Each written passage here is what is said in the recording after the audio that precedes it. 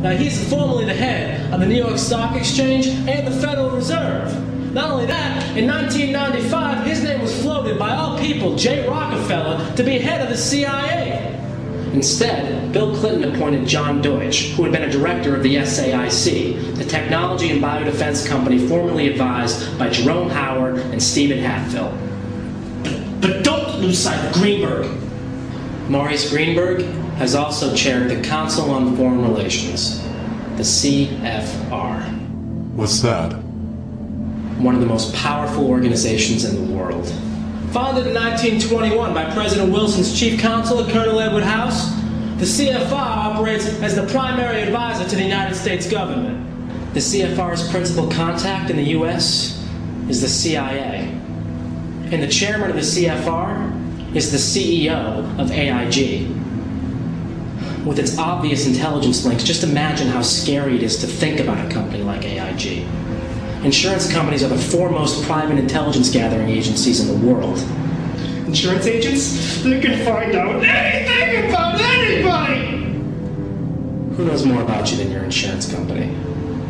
Your medical records, your bank records, driving records, personal history, your fucking life story.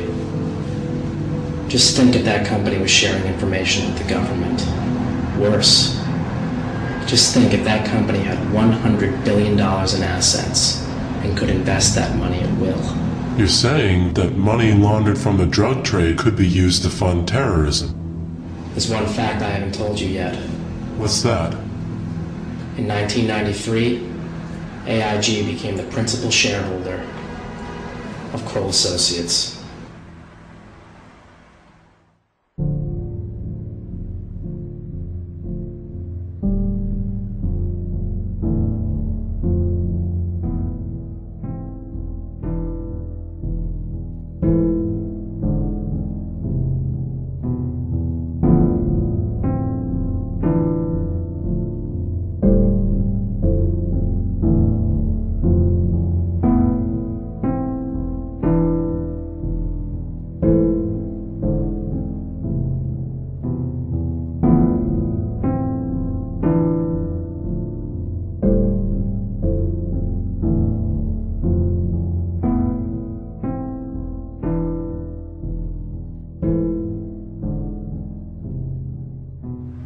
I don't want to break up the beauty of our collective silence here, but I don't know about any of you.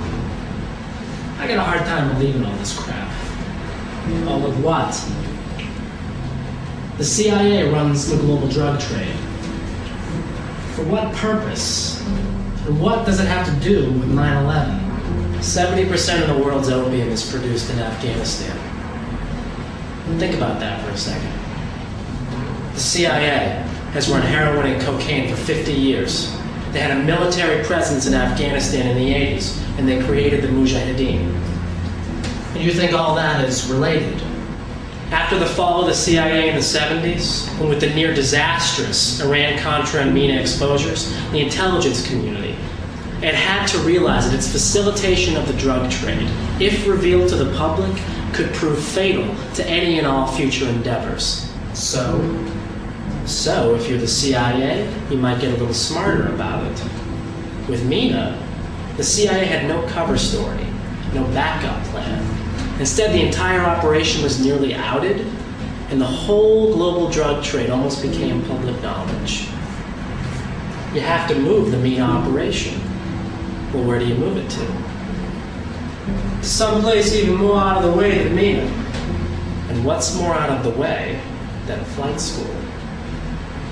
Wow.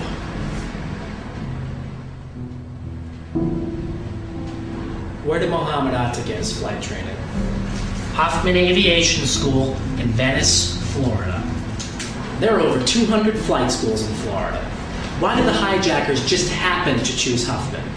Huffman Aviation is authorized by the INS to issue these very popular vocational student visas to foreigners. These allow people to enter the country legally and without much paperwork. Mohammed Atta had one of these visas. Guess who gave it to him? It's Rudy Deckers, CEO of Huffman Aviation. And there is overwhelming evidence that Rudy Deckers works for the CIA. Why would a CIA agent run a flight school? On July 5th, 2000, the DEA discovered over 30 pounds of heroin on a plane owned by Wally Hilliard. And who is he? He is the owner of Huffman Aviation. The same Huffman Aviation which in the 1990s induced hundreds of Arab students to come and train at their school by issuing these highly coveted visas. Is it starting to make sense now? 30 pounds of cocaine, Arab men posing as students, CIA agent as CEO. Okay, I see where you're going with all this. The MENA operation didn't stop. It just changed locations to this flight school and probably dozens of others. And Mohammed Atta's role in all of this? He is not training to be a pilot. He is a pilot.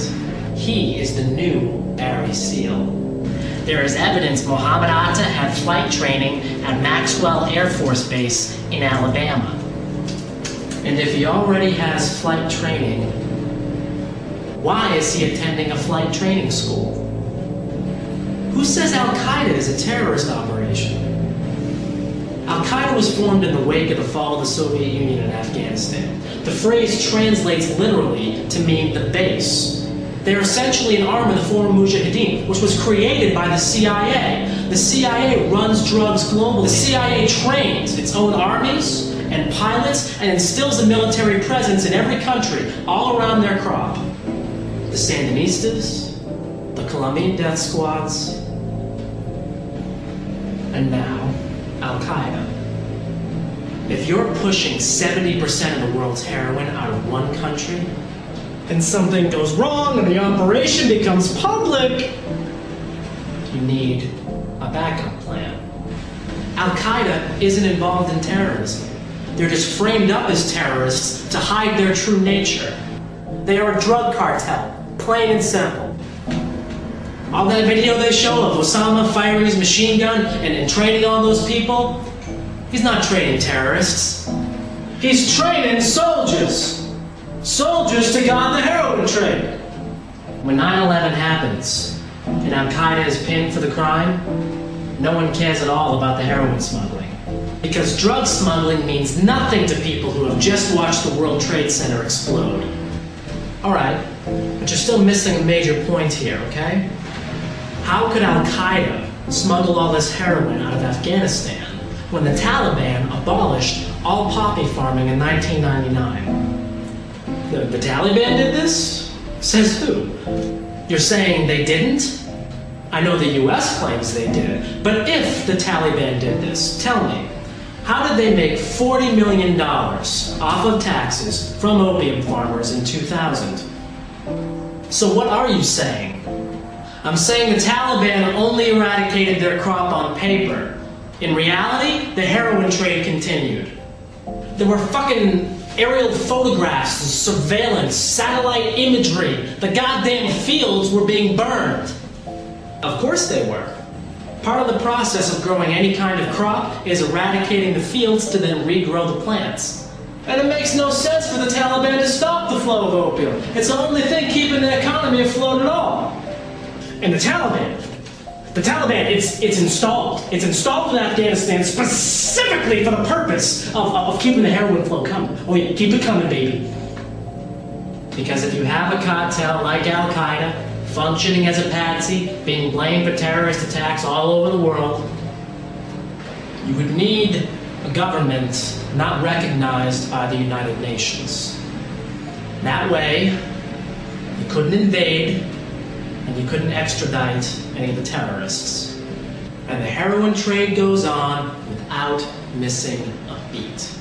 So what you are saying, let me get this straight. What you are saying is that the only reason they do 9/11 is specifically to hide the fact that Al-Qaeda is a drug cartel?